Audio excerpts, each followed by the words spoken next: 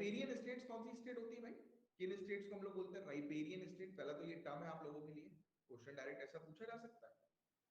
जो मैंने लिटोरल की आपसे बात करी थी ना, वही है कोस्टल एरिया वाली स्टेट, तट, समुद्री तट वाली स्टेट। तो आपको पता है कि नेचर की वार्निंग का साइन है, क्लाइमेट चेंज के कारण क्या हो रहा है, समुद्र का लेवल, सी लेवल इंक्रीज हो रहा है। तो सबसे ज्यादा इफेक्ट कौन होगी? कोस्टल स्टेट्स होंगी। राइपेरियन स्टेट्स कौन सी स्टेट होती है भाई? किन स्टेट्स को हम लोग बोलते हैं राइपेरियन स्टेट? पहला तो ये टर्म है आप लोगों के लिए, क्वेश्चन डायरेक्ट ऐसा पूछा जा सकता है। जो मैंने लिटोरल की आपसे बात करी थी ना, वही है कोस्टल एरिया वाली स्टेट, बाढ़ बढ़ती जा रही है, तट, समुद्री तट वाली स्टेट। तो आपको पता है कि नेचर की वार्निंग का साइन है, क्लाइमेट चेंज के कारण क्या हो रहा है, समुद्र का लेवल, सी लेवल इंक्रीज हो रहा है। तो सबसे ज्यादा इफेक्ट कौन होगी? कोस्टल स्टेट्स होंगी, राइपेरियन स्टेट्स हम लोग को देखने को मिलेंगे। समझे? बारिश पूरी स्पीड से हुई, बैंड बज जाएगी यहाँ पे। तो ये चीज हम लोग को देखने को मिलती है, गाड़ी निकलने में परेशानी होती है, गाड़ी मैग्नीट्यूड बढ़ गया है, तेजी हो गई है, फ्लड्स, बाढ़ बढ़ती जा रही है पूरे दुनिया भर में, बाढ़ की फ्रीक्वेंसी। अर्बन फ्लड क्यों हो रहा है? मैनेजमेंट नहीं किया आपने। मुंबई में देखिए बारिश होती भर जाता है, मुंबई का आज की डेट में तो सभी शहर भर रहे हैं। मैं भोपाल मध्य प्रदेश में रहता हूँ, बैंड बज जाती बारिश, अगर 1 घंटा भी बारिश पूरी स्पीड से हुई, बैंड बज जाएगी यहाँ पे, सब भर जाएगा, गाड़ी निकलने में परेशानी होती, गाड़ी बोट बन जाती है। 3-4 बार तो मेरी गाड़ी के वो सिस्टम ही, मुझे डर लग रहा था गाड़ी रुक ना जाए, पानी अंदर आ जाता है ना इंजन में, इतना पानी भरा रहता, क्या करो आदमी। तो रीसेंट एग्जांपल फ्लड के पाकिस्तान, आसाम, बिहार के, आप तो दिखते ही ब्रह्मपुत्र नदी के कारण, इंडस नदी के कारण पाकिस्तान। मेजर इश्यूज जो है, मतलब मेजर जो प्रॉब्लम्स, कारण आप कह सकते हैं जो फ्लड के हम लोग को देखने को मिलते हैं, ये हम लोग को गरीबी उन्मूलन में बाधा, पॉवर्टी खत्म करने में बाधा हम लोग को देखने को मिल रही है।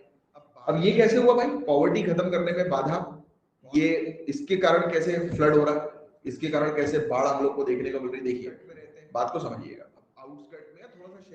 ये बाढ़ का कारण नहीं है, ये बाढ़ के कारण होने वाले जो लॉसेज है, उसमें जो लोग सफर सबसे ज्यादा करते हैं, उसकी यहाँ पर बात की जा रही है। ये बेसिकली एक अलग डायमेंशन से आपको बताने की कोशिश की जा रही है कि हम गरीबी को खत्म नहीं कर पाए। अब बाढ़ की चपेट में आप देखेंगे कि मैक्सिमम लोग कौन आएंगे, झुग्गी झोपड़ी बस्ती वाले लोग, राइट, क्योंकि ये आउटस्कर्ट में रहते हैं। अब आउटस्कर्ट में, थोड़ा सा शहर के ऐसे एरिया में, जिस एरिया में ज्यादातर रेसिडेंशियल टाउन्स नहीं होते हैं, क्योंकि रेसिडेंशियल एरिया कहां पर होता है, सेफ रेसिडेंशियल एरिया, कि भाई हाँ, कि वहां पर फ्लड वगैरह ना आए, पूरा मैनेजेबल होता है। उससे बाहर जो होते हैं, आउटर साइड पर जो होते हैं, वो स्लम्स होते हैं, और जब भी बाढ़ आती है, स्लम्स इस बाढ़ की चपेट। अब आप देखिए न्यूज में, देखिए न्यूज में बहुत ही रेयर, आजकल तो ज्यादा दिखने लगा है वैसे, बट उसमें भी ज्यादातर आपको कौन से एरियाज दिखाई देते हैं, कच्चा मकान जिनका बना रहता है, वो वाले एरियाज दिखाई देते हैं। क्यों? क्योंकि वहां पे सबसे ज्यादा नुकसान वहीं पर ही नजर आता है। तो इसका मतलब ये है, समझे आप बात? मिलीनियम डेवलपमेंट गोल को अचीव नहीं कर पा रहे हैं हम लोग, प्रॉब्लम्स हैं, ऑब्स्टिकल्स हम लोग को देखने को मिल रहे हैं। फ्लडिंग के मैग्नीट्यूड को समझने में क्या क्या ऑब्स्टिकल्स है, क्या क्या प्रॉब्लम्स है, कि हम क्यों नहीं समझ पा रहे हैं कि कितनी फ्लड आएगी, कितना नुकसान वो करेगी। ट्रांसपेरेंसी नहीं है, इंफॉर्मेशन नहीं है, हाइड्रोलॉजिकल इंफॉर्मेशन वो शेयर नहीं हो रही है प्रॉपर तरीके से, एक्टिविटीज क्या चल रही है उससे रिलेटेड इंफॉर्मेशन शेयर नहीं हो रही है, राइट। अब कुछ हम लोग बात करेंगे कुछ इंटरनेशनल लॉज के बारे में। तो no state has to use its territory in a manner that cause harm to another state. देखो, एक पर्टिकुलर कंट्री को अपनी टेरिटरी के अंदर इस प्रकार की चीजें डेवलप नहीं करनी है जिसके कारण दूसरी स्टेट को नुकसान पहुंचे। एग्जांपल के तौर पर आपको पता है, एक कंट्री से दूसरी कंट्री के बीच में हम लोग को देखने को मिलता है कि रिवर्स जाती हैं, Brahmaputra river, let's take an example. अब जैसे चाइना है, समझ में, आपको एक बात समझाता हूं। चाइना जो है, आपको ये फैक्ट, रियलिटी बता रहा हूं मैं, चाइना ने ब्रह्मपुत्र नदी के ऊपर वो लगा के रखे हुए हैं, डैम्स बनाए हुए हैं, और वो डैम्स लगातार बना रहा है। इससे सबसे बड़ी प्रॉब्लम किनको होगी? उन कंट्रीज को होगी जो नीचे है, म्यांमार, लाओस, ये जो कंट्रीज हम लोग को देखने को मिल रही है ना, इनको सबसे ज्यादा प्रॉब्लम्स होंगी। कैसे प्रॉब्लम होंगी? इन केस को अगर बिना बताए एकदम से नदी के पानी को छोड़ देता है, डैम मतलब पानी को ब्लॉक करना, राइट, पानी को रिजर्व करना, उसने इनको बिना बताए एकदम से पानी को छोड़ दिया, व्हाट विल हैपन? पानी का लेवल अचानक से इंक्रीज होगा बिना इंफॉर्मेशन के। If I am not wrong, आपको शायद बहुत पुराना एक वीडियो शायद दिमाग में याद आ जाए अभी मेरे बताने के बाद, कि इंदौर में क्या हुआ था, कुछ लड़के पिकनिक बनाने के, लड़के लड़कियां मतलब ग्रुप ऑफ फ्रेंड्स, ये एक जगह पर खड़े हुए थे एंड दे डिडंट न्यू कि वहां से पानी का फ्लो आता है। एकदम से उन्होंने बिना वार्निंग दिए डैम को ओपन कर दिया, डैम की गेट्स, विद इन सेकेंड्स जो एरिया पूरा पत्थरों जैसा दिख रहा था, विद इन सेकेंड्स बहुत तेजी से वहां पर पानी आ गया नदी का। और जब वो पानी आया तो करीब 8 से 10 बच्चे मर गए, क्योंकि वो भाग कर भी एक छोटे से डिस्टेंस को कवर नहीं कर पाए, मुश्किल से 15-20 मीटर के डिस्टेंस को वो भाग कर कवर नहीं कर पाए। सेकंड्स में खेल खत्म हो गया, सेकंड्स में जान चली गई। बहुत चला था ये वाला कवरेज न्यूज में, बहुत चला था। तो यही चीज है कि भाई कोई भी कंट्री अपनी टेरिटरी को इस तरीके से यूज नहीं करेगी कि वो दूसरी कंट्री को नुकसान पहुंचाए। तो ये ऐसे इंटरनेशनल लॉ कॉमन है, राइट। फिर बाइंडिंग ऑब्लिगेशन होगा सभी स्टेट्स के ऊपर कि वो पानी रिलीज ना करें जिसके कारण फ्लड हो सकता है, राइट। को शेयर मतलब आपस में कंट्रीज के बीच में जब रिवर्स मूव करती हैं तो एक कंट्री इतनी तेजी से एकदम से डैम ना खोल दे कि दूसरी कंट्री की 12 बज जाए। वही चीज मैं आपको बता रहा था, ये लिखा हुआ है इसके अंदर दूसरे पॉइंट में। दूसरे क्या प्रोसीजर सब लोग को देखने को मिलते हैं, भाई आप प्लान मेजर्स करो, कोई भी उपाय लो तो वो प्लानिंग के साथ लो। मैं तो आपको बोल रहा हूँ लाइफ में आप कुछ भी कर रहे हो प्लानिंग के साथ करो भाई। हर एक चीज, आप तो वैसे भी आने वाले समय के ऑफिसर्स हैं, आपको अपनी लाइफ को बिल्कुल प्लान तरीके से मैनेज करना है। आपको अपनी लाइफ को, हर एक चीज को अपनी लाइफ के अंदर, फैमिली को, फ्रेंड्स को, सबको मैनेज करो। प्रायोरिटी अपनी सिर्फ अपने आप को दो, अपने करियर को दो, अपने सक्सेस को दो, क्योंकि यही चीजें हैं, और अपने माँ बाप, ये चीजें हैं, ये हमेशा आपके साथ रहेंगी, बाकी सब टेम्पररी है। Exchange of data and information, भाई आपस में कंट्रीज डेटा इंफॉर्मेशन एक्सचेंज करें, पब्लिक पार्टिसिपेट करें, राइट। अब ये हम लोग को देखने को मिलता है यूनाइटेड नेशन वाटर कन्वेंशन, जो हम लोग को देखने को मिलता है, संयुक्त राष्ट्र जल प्रवाह अभी समय, तो इसके आर्टिकल 27 में हम लोग को क्या देखने को मिल रहा है, तो वाटर कोर्सेस स्टेट्स मतलब जो भी कंट्री के अंदर जो पानी हम लोग को देखने को मिलता है आपस में वो शेयर करती हैं, shall individually and where appropriate jointly take all appropriate measure, यानी कि आपस में मिलकर कंट्री जो है वो सभी उपाय करेंगे जैसे कि वो प्रिवेंट कर सकते हैं किसी भी पर्टिकुलर प्रॉब्लम्स को, फ्लड से रिलेटेड या इवन सूखे से रिलेटेड, ड्रॉट से रिलेटेड, तो सभी पानी से रिलेटेड समस्या को आपस में मिलकर रिजॉल्व करें। इंटरनेशनल कोर्ट ऑफ जस्टिस ने pulp mills on river Uruguay, Argentina versus Uruguay के बीच का ये केस हम लोग को 2010 का इंटरनेशनल कोर्ट ऑफ जस्टिस पर केस देखने को मिला था। अब इस कोर्ट के अंदर, ये इंटरनेशनल कोर्ट के अंदर कहा गया कि आप trans boundary environmental impact assessment करो, यानी कि आपस में कंट्री के बीच में एनवायरमेंटल इंपैक्ट असेसमेंट, कि आप जो भी कंस्ट्रक्शन वहां पर करवा रहे हो रिवर के पास, या जो भी आप बिल्डअप करवा रहे हो, तो उसका एनवायरमेंट को डैमेज नहीं होना चाहिए, राइट। तो वो एनवायरमेंटल डैमेज को एक्सेस करने के लिए, कि उसका आकलन करने के लिए, मतलब एनालाइज करने के लिए, राइट। तो कोई भी आप अगर प्रोजेक्ट्स बना रहे हो या कोई भी पॉलिसी बना रहे हो, कोई भी प्लानिंग कर रहे हो, तो उसकी आपको जो है वो trans boundary environmental impact assessment करना जरूरी है, राइट। तो ये चीज कहा गया कि ये इन्होंने कंफर्म कर दी कि हाँ ये चीज जरूरी रहेगी। कभी भी आपस में कंट्री के बीच में, जैसे एक रिवर है या कोई भी नेचुरल रिसोर्स, जैसे लेट्स से कि एक पार्क है, एक जोन है, इकोलॉजिकल नीश हम लोग को देखने को मिल रही है, तो एक एरिया है, तो उस एरिया पर कुछ भी बिल्डअप होता है तो वो इस प्रकार का असेसमेंट करना है कि वो पूरा का पूरा एरिया, भले ही वो दूसरी कंट्री में क्यों ना आता हो, उसमें भी नुकसान नहीं पहुंचना चाहिए।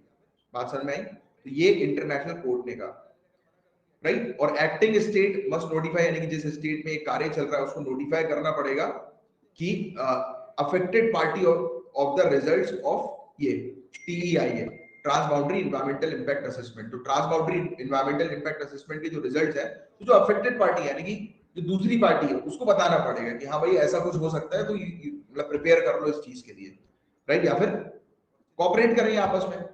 सामने वाले ने अगर मना कर दिया कि नहीं नहीं आप ये नहीं बनाओगे हमें नुकसान हो जाएगा, तो वो फिर नहीं कर पाएगी, क्योंकि मैंने आपको बताया ना कि ऐसी जो चीजें होती हैं, जो शेयर्ड वाली जो चीजें होती हैं, इसमें अगर कोई भी डिस्प्यूट होता है तो चीजों में स्टे लग जाता है, फिर वो इंटरनेशनल कोर्ट फिर उसको मामले को जो है वो देखती है। ब्रह्मपुत्र और इंडिया का क्या कंसर्न है मैं आपको ऑलरेडी बता ही चुका हूं। तो राइपेरियन कंट्रीज कौन सी है? China, India, Bangladesh. तो मैंने आपको इसके बारे में और भी बताया है। और चिंता वाली बात जो है वो क्या हम लोग को देखने को मिलती है, मानसून के समय पर फ्लड यहाँ पर कॉमन हम लोग को देखने को मिलता है, राइट। आसाम के अंदर फ्लड आता ही आता है हर बार मानसून में, राइट। आप देखते ही हैं कि फ्लड के कारण इतना नुकसान हो गया, उतना नुकसान हो गया, राइट। फिर डैम कंट्रोलर, चाइना जो है वो एकदम से पानी रिलीज कर देता है, right. Excessive water release China का जो होता है एक डैम कंट्रोलर के तौर पर, तो ये उल्लंघन कर रहा है इंटरनेशनल कानून का, जिसके बारे में स्टार्टिंग में ही मैंने आपको पूरी चीज समझा दी है, राइट। कोई भी सब बेसिन नहीं है, इन्होंने अलग से जो है वो कुछ व्यवस्था नहीं करी पानी के मैनेजमेंट के लिए कि जहां पर पानी रुक सके, उसका रिजर्व बन सके, उसका रिजर्वायर आप कह सकते हो, जलाशय जो है वो नहीं बनाया है कहीं पर भी पानी को होल्ड करने के लिए। और ना ही United Nation Convention on Law of the Non Navigational Use of International Water Courses 1997 की ना तो इंडिया पार्टी है ना तो चाइना पार्टी है। Even United Nation Economic Commission for Europe जो है ये protection and use of trans boundary water courses and international lake 1992 लेकर आई है वाटर कन्वेंशन जो हमें देखने को मिलता है, उसकी भी ना इंडिया पार्टी है ना चाइना पार्टी है।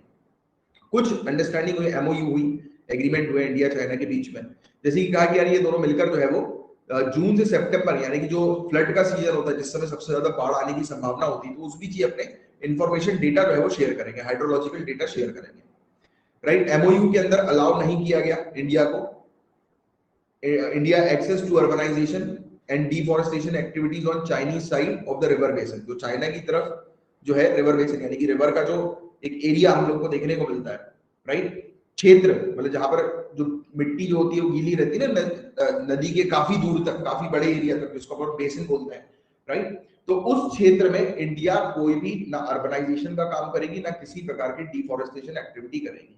तो ये चीज हम लोग को इस एमओयू के अंदर देखने को मिलेगी। इंडिया नेपाल और फ्लड प्रिवेंशन की बात करें तो फ्लड जो है वो प्रॉब्लम हम लोग को कोसी और गंडक रिवर बेसिन पर देखने को मिलती है, राइट। इसके अलावा अगर हम लोग बात करें इंटेंसिटी और मैग्नीट्यूड की फ्लड की, वो बढ़ रही है। क्यों बढ़ रही है? हैवी सीजनल प्रेसिपिटेशन, आजकल बारिश बहुत ज्यादा हो रही है, गंभीर बारिश हम लोग को देखने को मिल रही है। ग्लोबल वार्मिंग के कारण ग्लेशियर मेल्ट हो रहे हैं, तो उसके कारण वही इवेपोरेशन के कारण क्लाउड्स बनते हैं। तो आपको पूरी साइकिल पता ही है, राइट, क्लाउड फॉर्मेशन की, राइट। तो उसके अब इवेपोरेशन टेम्परेचर लेवल के कारण इवेपोरेशन हो रहा है, इसलिए क्लाउड्स बन रहे हैं, इसलिए ज्यादा वर्षा हम लोग को भी देखने को मिल रही है, और अनइवन डिस्ट्रीब्यूशन ऑफ रेनफॉल भी हो रहा है, राइट। तो ये भी एक इशू हम लोग को देखने को मिल रहा है। क्या प्रॉब्लम्स हम लोग को देखने को, ह्यूमन इंड्यूस्ड स्ट्रेसर, मानव के कारण तनाव जो बढ़ रहा है, मानव ने लैंड यूज को चेंज कर दिया, लैंड कवर को चेंज कर दिया, राइट, रिवर बेसिन में, राइट, नेपाल के एरिया तेराई और बिहार वाले एरिया में, राइट। और इंडिया नेपाल कोसी एग्रीमेंट 1954 हमें देखने को मिला, जिसको रिवाइज किया गया 1966 में, जिसका मेन एम यही था कि भाई रिवर बेसिन में फ्लड जो आ रही है उसको कम करना, रिड्यूस करना, प्रोटेक्ट करना उस क्षेत्र को। क्या क्या प्रॉब्लम्स हम लोग को देखने को मिलती है cross border flood warning system को डेवलप करने में? तो इंडिया जो है, India considers data on trans boundary river as a classified information. हमारी कंट्री और दूसरी कंट्री के बीच में जब रिवर शेयरिंग होती है, एक रिवर के रिसोर्सेज को हम लोग शेयर करते हैं, तो ऐसे डेटा को हम लोग क्या रखते हैं? क्लासिफाइड रखते हैं। इस प्रकार के डेटा जो होते हैं उसको बहुत ही हम लोग गोपनीय रखते हैं, कॉन्फिडेंशियल रखते हैं, राइट। अब रिवर बेसिन जो है वो सिंगल एंटिटी हम लोग को देखने को मिलती है। It is important that two neighbour view the river basin as a single entity, यानी कि दोनों मिलकर रिवर बेसिन को एक सिंगल ऑब्जेक्ट के तौर पर देखें। इस तरीके से नहीं देखें कि उसका अलग मेरा अलग, क्योंकि ऐसे देखेंगे तो एक्सप्लॉइटेशन बढ़ेगा, और एक्सप्लॉइटेशन बढ़ेगा तो अल्टीमेटली पूरा का पूरा जो इकोसिस्टम है वो डैमेज होगा, राइट। एनवायरमेंट आपने पढ़ा कि एक पर्टिकुलर एरिया भी अगर आप एक्सप्लॉइट करना शुरू करो एक इकोसिस्टम को, तो वो दूसरा एरिया ऑटोमेटिकली धीरे धीरे करके खत्म हो ही जाता है, क्योंकि ये सब चीजें बायोडायवर्सिटी के अंदर आपस में जुड़ी हुई हैं, इकोसिस्टम में आपस में कनेक्टेड है, राइट। एक भी चीज को नुकसान पहुंचेगा तो अल्टीमेटली दूसरी चीज को नुकसान पहुंचेगा। पढ़ा ना एनवायरमेंट में अपन ने, पेड़ कट जाएंगे तो जानवर मर जाएंगे, जानवर भग जाएंगे, जानवर नहीं रहेंगे तो वहां पर इवन पेड़ों का भी सर्वाइवल नहीं हो पाएगा, राइट, क्योंकि आपको पता ना कि ये जानवर भी जो होते हैं ये अपने साथ पोलन ग्रेन्स लेकर जाते हैं, कैरी करके लेकर जाते हैं, राइट, रिप्रोडक्शन एक्टिविटी में प्लांट्स की हेल्प करते हैं। इनके जो डंग्स वगैरह होते हैं, इनकी जो पॉटी होती है तो उसमें सीड्स होती है, पढ़ा है आपने ये सब चीजें बेसिक साइंस की एनसीईआरटी, वाटर कन्वेंशन, राइट, तो वो अलग अलग जगह पर छोड़कर वो उस पे ग्रोइंग एक्टिविटी में भी काम करते हैं, राइट, बढ़ाने का काम करते हैं। प्लांट्स नहीं होंगे एक भी पर्टिकुलर चीज को अगर हार्म होगा पूरे इकोसिस्टम के अंदर, तो पूरा इकोसिस्टम ऑपरेशन मिले और सपोर्ट मिले। पाकिस्तान के अंदर फ्लड जो हम लोग को देखने को मिल रहा है और जो विजिबल चेंजेस नजर आ रहे हैं क्लाइमेट चेंज के तहत, जो विजिबल इफेक्ट्स, तो ये सब चीजें यहाँ पर बताई जा रही है, तो इस पर हमें काम करना है, राइट, मिलकर भाई कोई भी ऐसा। और वाटर कन्वेंशन की बात करें तो कंट्री को हमें भी, चाइना को भी बन जाना चाहिए UNCW UNEC वाटर कन्वेंशन जो है, और इवन यूरोपियन यूनियन की जो है, तो ये है पूरा, तो उसकी पार्टी हमें बनना चाहिए, जिससे कि हमें और कॉपरेशन मिले और सपोर्ट मिले फॉरेन कंट्रीज के भी, कैसे हम फ्लड को कंट्रोल करें, कैसे वाटर को मैनेज करें, तो उस पर GS पेपर 3 में आपका लीगली बाइंडिंग